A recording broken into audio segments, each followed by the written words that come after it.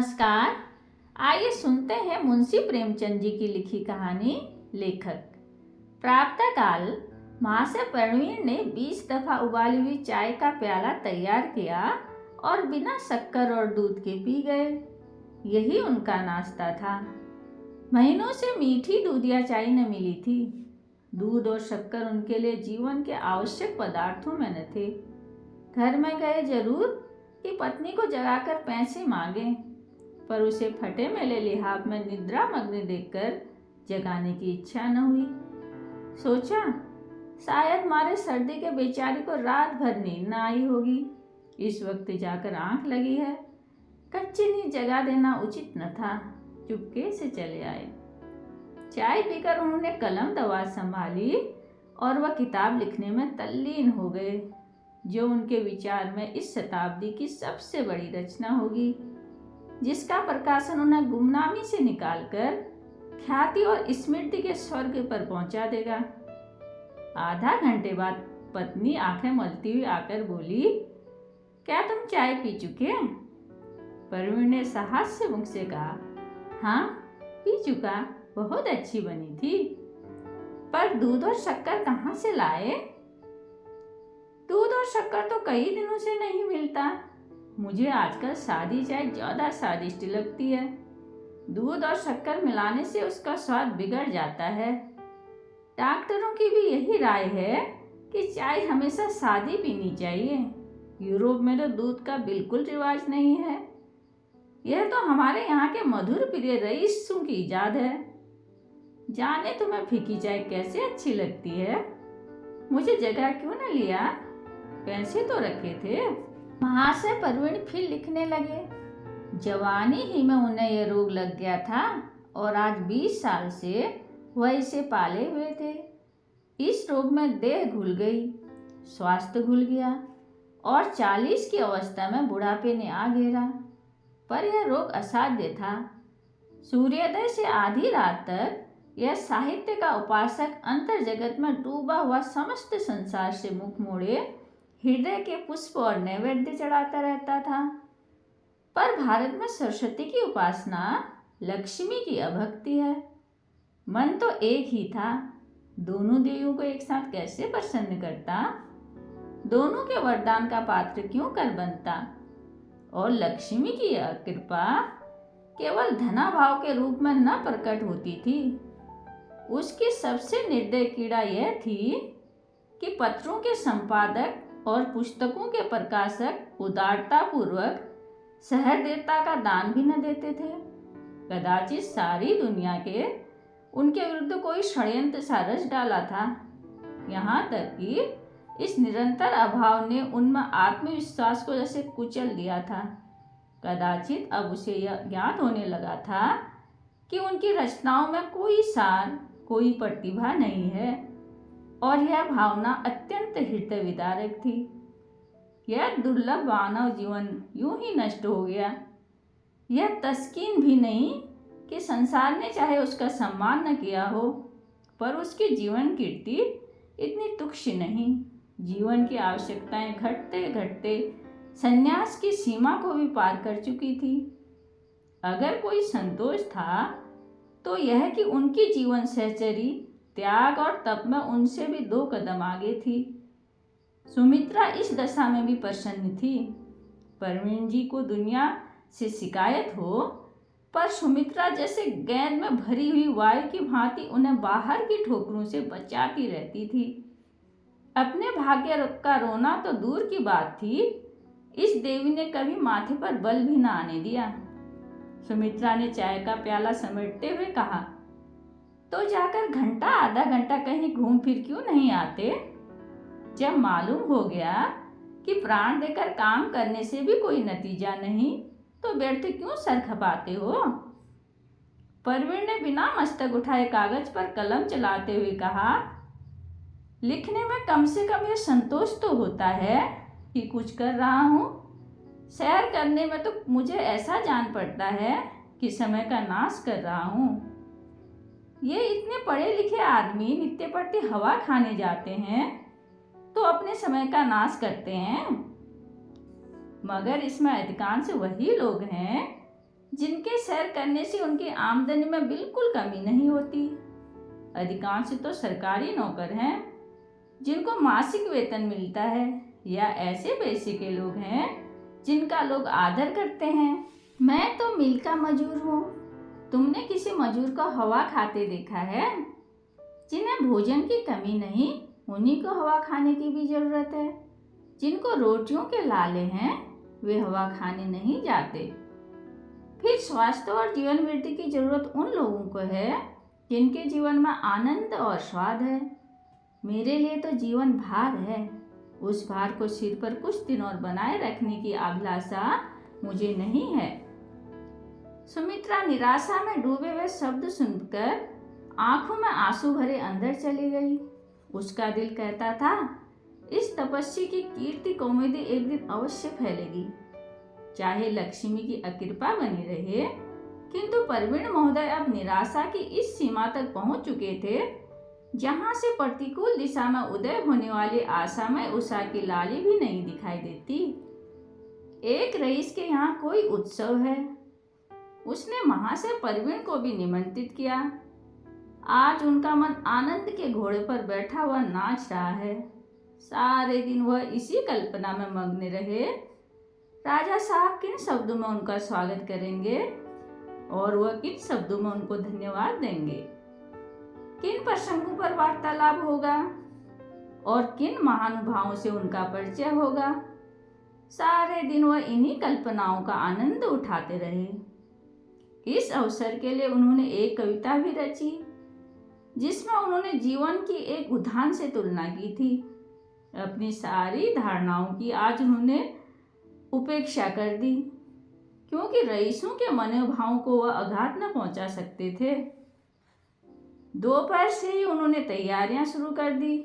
हजामत बनाई, साबुन से नहाया, सिर में तेल डाला। मुश्किल कपड़ों की थी। मुद्दत गुजरी जब उन्होंने अचकन बनवाई थी। उसकी दशा भी उन्हीं की दशा जैसी जीर्ण हो चुकी थी। जैसे जरा सी सर्दी या गर्मी से उन्हें जुकाम या सिर दर्द हो जाता था, उसी तरह वह अचकन भी नाजुक मिजाज थी। उसे निकाला तो झाड़ पोंछ कर रखा। सुमित्रा ने कहा, तुमने बैठते ही निमंत्रण स्वीकार किया। लिख देते, मेरी तबीयत अच्छी नहीं है। ऐसे फटे हाल जाना और भी बुरा है। परवीन ने दार्शनिक गंभीरता से कहा, जिन्हें ईश्वर ने हृदय और परख दी है, वे आदमियों की पोशाक नहीं देखते, उनके गुण और चरित्र देखते हैं। आखिर कुछ बात तो है कि राजा साहब ने मुझे निमंत्रित किया। मैं कोई ओहदेदार नहीं, जमींदार नहीं, जागीरदार नहीं, ठेकेदार नहीं, केवल एक साधारण लेखक हूँ। लेखक का मूल्य उनकी रचनाएं होती हैं। इस एतबार से मुझे किसी भी लेखक से लज्जित होने का कारण नहीं है। सुमित्रा उसकी सरलता पर दया करके बोली, तुम कल्पनाओं के संसार में रहते रहते प्रत्यक्ष संसार से अलग हो गए हो। मैं कहती हूँ, राजा साहब के यहाँ लोगों की निगाहें सबसे ज़्यादा कपड़ों पर ही पड़ेंगी। सरलता जरूर अच्छी चीज़ है, पर इसका यह अर्थ नहीं कि आदमी फूहड़ बन जाए। परवीन को इस कथन में कुछ सार जान पड़ा। विद्वजनों की भांति उन्हें भी अपनी भूल को स्वीकार करने में कुछ विलंब न होता था। बोले, मैं समझता हूँ, दीपक जल जाने के बाद जाऊं? मैं तो कहती हूँ जाओ ही क्यों। अब तुम्हें कैसे समझाऊं? प्रत्येक प्राणी के मन में आदर और सम्मान की एक क्षुधा होती है। तुम पूछोगी, यह क्षुधा क्यों होती है? इसलिए कि यह एक हमारे आत्मविकास की एक मंजिल है। हम उस महान सत्ता के सुषमांश हैं जो समस्त ब्रह्मांड में व्याप्त है। अंश में पूर्व के गुणों का होना लाजमी है। इसलिए कीर्ति और सम्मान, आत्मोन्नति और ज्ञान की ओर हमारी स्वाभाविक रुचि है। मैं इस लालसा को बुरा नहीं समझता। सुमित्रा ने गला छुड़ाने के लिए कहा, अच्छा भाई जाओ, मैं तुमसे बहस नहीं करती, लेकिन कल के लिए कोई व्यवस्था करते जाना, क्योंकि मेरे पास केवल एक आना और रह गया है। जिसके उधार मिल सकता था उससे ले चुकी, और जिससे लिया उसे देने की नौबत नहीं आई। मुझे अब और कोई उपाय नहीं सूझता। परवीन ने एक क्षण बाद कहा, 2-1 पत्रिकाओं से मेरे लेखों के रुपए आने वाले हैं, शायद कल तक आ जाएं। और अगर कल उपवास ही करना पड़े तो क्या चिंता। हमारा धर्म है काम करना, हम काम करते हैं और तन मन से करते हैं। अगर इस पर भी हमें फाका करना पड़े तो मेरा दोष नहीं, मर ही तो जाऊंगा। हमारे जैसे लाखों आदमी रोज मरते हैं। संसार का काम ज्यों का त्यों चलता रहता है। फिर इसका क्या गम कि हम भूखों मर जाएंगे। मौत डरने की वस्तु नहीं है। मैं तो कबीर पंथियों का कायल हूँ, जो अर्थी गाते बजाते ले जाते हैं। मैं इससे नहीं डरता। तुम ही कहो, मैं जो कुछ करता हूँ उससे अधिक और कुछ मेरी शक्ति के बाहर है या नहीं। सारी दुनिया मीठी नींद सोती है और मैं कलम लिए बैठा रहता हूँ। लोग हंसी दिल लगी आमोद प्रमोद करते रहते हैं। मेरे लिए यह सब हराम है। यहाँ तक कि महीनों से हंसने की नौबत नहीं आई। होली के दिन भी मैंने तातील नहीं मनाई। बीमार भी होता हूँ तो लिखने की फिक्र सिर पर सवार रहती है।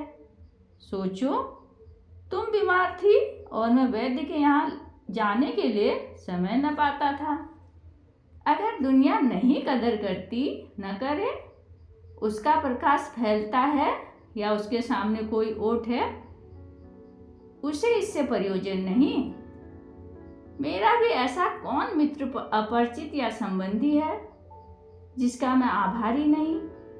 यहाँ तक कि अब घर से निकलते शर्म आती है। संतोष इतना ही अच्छा है कि लोग मुझे बदनीयत नहीं समझते। मेरी कुछ अधिक मदद न कर सकें, पर उन्हें मुझसे सहानुभूति अवश्य है। मेरी खुशी के लिए इतना ही काफ़ी है कि आज वह अवसर तो आया है कि एक रईस ने मेरा सम्मान किया। फिर सहसा उन पर एक नशा सा छा गया। गर्व से बोले, नहीं, मैं अब रात को न जाऊंगा। मेरी गरीबी अब रुसवाई की हद तक पहुंच चुकी है। उस पर पर्दा डालना व्यर्थ है। मैं इसी वक्त जाऊंगा। जिसे रईस और राजा आमंत्रित करें वह कोई ऐसा वैसा आदमी नहीं हो सकता। राजा साहब साधारण रईस नहीं है। वह इस नगर के ही नहीं, भारत के विख्यात रईसों में है। अगर अब भी कोई नीचा समझे तो वह खुद नीचा है। संध्या का समय है। परवीन जी अपनी फटी पुरानी अचकन और सड़े हुए जूते और बेढंगी सी टोपी पहने घर से निकले। खामखा बागड़ उचक्के से मालूम होते थे। डील डोल और चेहरे मोहरे के आदमी होते तो इस ठाट में भी एक शान होती। स्थूलता श्रम रौब डालने वाली वस्तु है, पर साहित्य सेवा और स्थूलता में विरोध है। अगर कोई साहित्य सेवी मोटा ताजा डबल आदमी है तो समझ लो उसमें माधुर्य नहीं, लोच नहीं, हृदय नहीं। दीपक का काम है जलना। दीपक वही लबालब भरा होगा जो जला न हो। फिर भी आप अकड़े जाते हैं। एक एक अंग से गर्व टपक रहा है। यूं घर से निकलकर वह दुकानों से आंख चुराते गलियों से निकल जाते थे, पर आज वह गर्दन उठाए उनके सामने से जा रहे हैं। आज वह उनके तकाजों का दंदा सिकन जवाब देने को तैयार हैं। पर संध्या का समय है। हर एक दुकान पर ग्राहक बैठे हुए हैं। कोई उनकी तरफ नहीं देखता। जिस रकम को वह अपनी हीनावस्था में दुर्विचार समझते थे, वह दुकानदारों की निगाह में इतनी जोखिम न थी कि जाने पहचाने आदमी को सरे बाजार टोकते, विशेषकर जब वह किसी से मिलने जाते हुए मालूम होते थे। परवीन ने एक बार सारे बाजार का चक्कर लगाया पर जी न भरा। तब दूसरा चक्कर लगाया पर वह भी निष्फल रहा। तब वह खुद हाफिज समद की दुकान पर जाकर खड़े हो गए। हाफिज जी बिसाते का कारोबार करते थे। बहुत दिन हुए परवीन इस दुकान से एक छतरी ले गए थे और अभी तक दाम न चुका सके थे। परवीन को देखकर बोले, महाशय जी अभी तक छतरी के दाम नहीं मिले। ऐसे 150 ग्राहक मिल जाएं तो दिवाला ही हो जाए। अब तो बहुत दिन हुए। परवीन की बाँछें खिल गई, दिली मुराद पूरी हुई। बोले, मैं भूला नहीं हूँ हाफिज जी। इन दिनों काम इतना ज़्यादा था कि घर से निकलना मुश्किल था। रुपये तो नहीं हाथ आते, पर आपकी दुआ से कदर सिनासों की कमी नहीं। 2-4 आदमी घेरे ही रहते हैं। इस वक्त राजा साहब अजी वही जो नुक्कड़ वाले बंगले में रहते हैं, उन्हीं के यहाँ जा रहा हूँ। दावत है। रोज ऐसा कोई न कोई मौका आता ही रहता है। हाफिज समझ प्रभावित होकर बोला, अच्छा आप राजा साहब के यहाँ तशरीफ ले जा रहे हैं? ठीक है, आप जैसे बाक मालों की कदर रईस से ही कर सकते हैं, और कौन करेगा? सुभान अल्लाह, आप इस जमाने में यकता हैं। अगर कोई मौका हाथ आ जाए तो गरीब को न भूल जाइएगा। राजा साहब की अगर इधर निगाह हो जाए तो फिर क्या पूछना, एक पूरा बिसाता तो उन्हीं के लिए चाहिए। 2.5-3 लाख सालाना आमदनी है। परवीन को 2.5-3 लाख कुछ तुच्छ जान पड़े।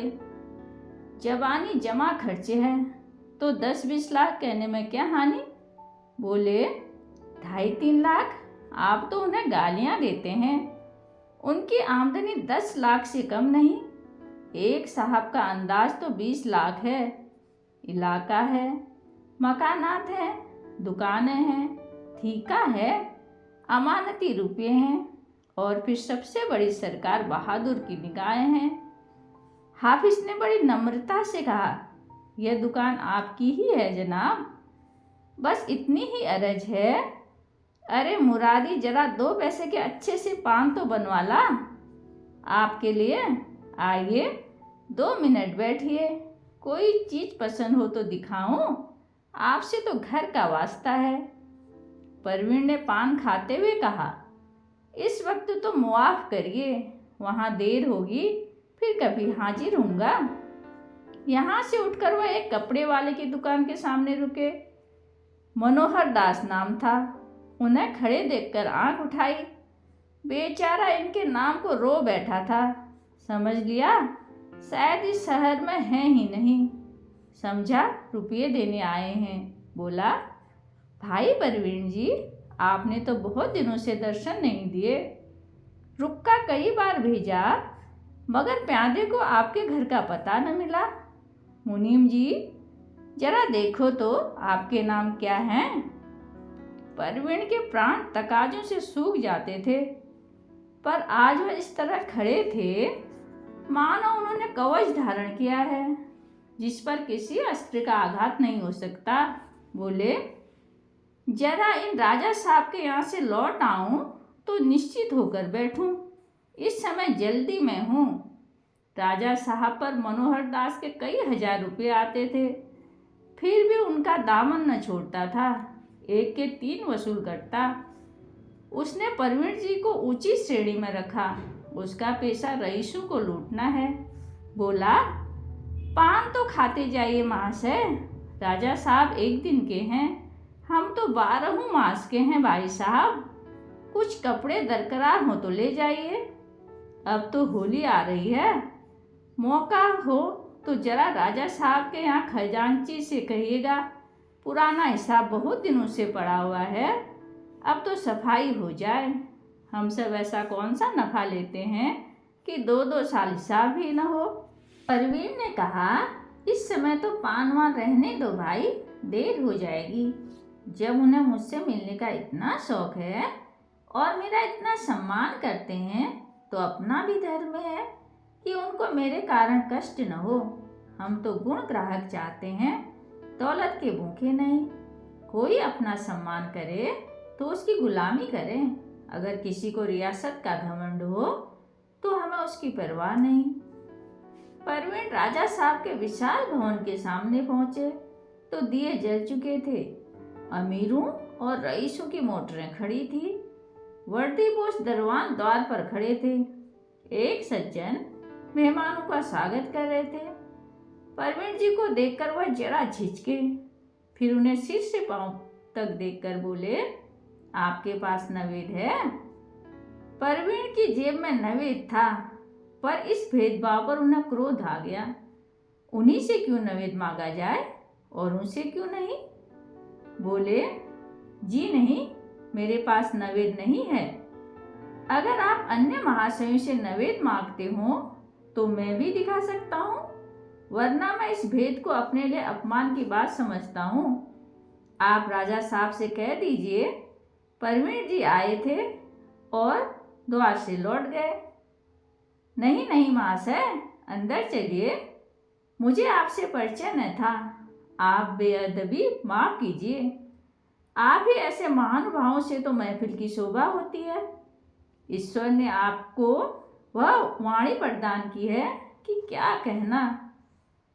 इस व्यक्ति ने परवीन को कभी न देखा था, लेकिन जो कुछ उसने कहा वह प्रत्येक साहित्य सेवी के विषय में कह सकते हैं, और हमें विश्वास है कि कोई साहित्य सेवी इस दात की उपेक्षा न कर सकता। परवीन अंदर पहुंचे तो देखा 12 दरी के सामने विस्तृत और सुसज्जित प्रांगण में बिजली के कुमकुल में अपना प्रकाश फैला रहे हैं। मध्य में एक हौज है। हौज में संगमरमर की परी, परी के सिर पर फव्वारा, फव्वारे के फुहारी रंगीन कुमकुमों से रंजित होकर ऐसे मालूम होती थी मानो इंद्रधनुष पिघलकर ऊपर से बरस रहा है। हौज के चारों ओर मेजें लगी हुई थी। मेजों पर सफेद मेजपोश, ऊपर सुंदर गुलदस्ते। परवीन को देखते ही राजा साहब ने स्वागत किया। आइए आइए, अब की हंस में आपका लेख देखकर दिल फड़क उठा है। मैं तो चकित हो गया, मालूम ही न था कि इस नगर में आप जैसा रत्न भी छिपे हुए हैं। फिर उपस्थित सज्जनों से उनका परिचय देने लगे। आपने महाशय परवीन का नाम तो सुना होगा, यह आप ही हैं। क्या माधुर्य है, क्या ओज है, क्या भाव है, क्या सूझ है, क्या चमत्कार है, क्या परवाह है कि वाह वाह, मेरी तो आत्मा जैसे नृत्य करने लगती है। एक सज्जन ने, जो अंग्रेजी सूट में थे, परवीन को ऐसी निगाह से देखा मानो वो चिड़ियाघर का कोई जीव हो, और बोले, आपने अंग्रेजी के कइयों का भी अध्ययन किया है? बायरन, शैली, कीट्स आदि? परवीन ने रुखाई से जवाब दिया, जी हाँ, थोड़ा बहुत देखा तो है।